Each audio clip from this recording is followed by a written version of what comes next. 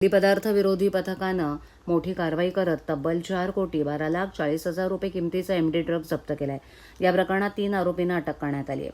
23 मार्च रोजी सरई परिसरात एमटीएनएल ऑफिससमोर सापळा रचून पोलिसांनी ही कारवाई केली। आरोपींकडून 2 किलो 62 ग्राम मेफेड्रोइन जप्त करण्यात आले। अटक आरोपींमध्ये सोहेल खान, रोहित सीतापुरे आणि तपासादरम्यान निष्पन्न झालेला राजेश षडावले यांचा यात समावेश आहे। सध्या आरोपींकडून ड्रग्सचा पुरवठा कुठून झाला आणि कुणाला ते विक्री करणार होते याचा तपास सुरू आहे। पोलिसांनी नागरिकांना आवाहन केले की अंमली पदार्थांबाबत कोणतीही माहिती असल्यास तात्काळ गुन्हे शाखेशी संपर्क साधावा।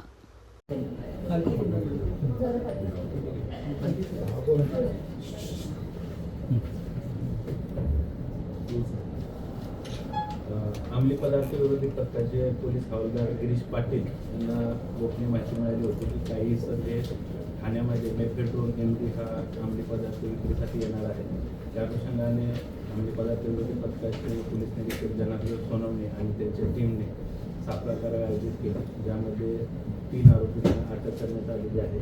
सोहेल खान, रोहित सीतापुरे आणि राजेश षडावले यांच्याकडून 2 किलो 62 ग्रॅम एमडी मेफेड्रोन हा अंमली पदार्थ जप्त करण्यात आले, ज्याची किंमत 4,12 लाख इतकी आहे। सदरचे आरोपी सध्या पोलीस कोठडीत असून त्यांचा 28 तारखेपर्यंत पोलीस कोठडीत रिमांड आहे।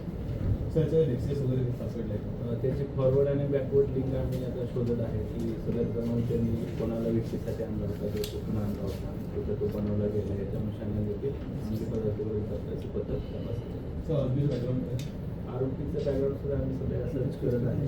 यापूर्वी काय त्यांच्यावर गुन्हे दाखल नाही, सर्व ऑनलाईन आणि बाकीच्या अनुषंगाने त्यांची माहिती घेत आहे।